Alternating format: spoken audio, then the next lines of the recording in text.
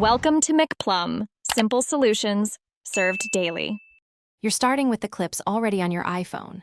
First, quickly trim each clip in Photos to remove dead space so you import only useful footage.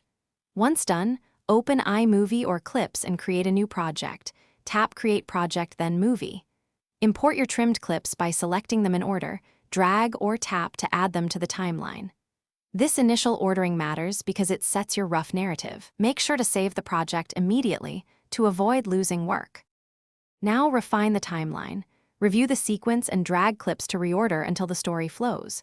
If a clip needs tightening, split it at the exact frame and delete the excess. Use speed controls for slow motion or quick cuts and pinch to crop or stabilize shaky footage. Apply simple color or exposure adjustments to match clips so scenes read consistently. Once matched, add transitions between clips. Select a transition type and duration to control rhythm. Preview repeatedly. Finish by exporting with settings that match your source. Choose the highest resolution and a frame rate consistent with your clips to avoid judder. Tap Done, then share and pick Save Video or AirDrop to transfer. Verify the exported file plays smoothly on another device.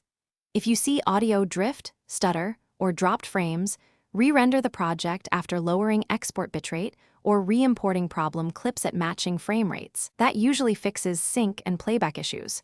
Keep originals until final file.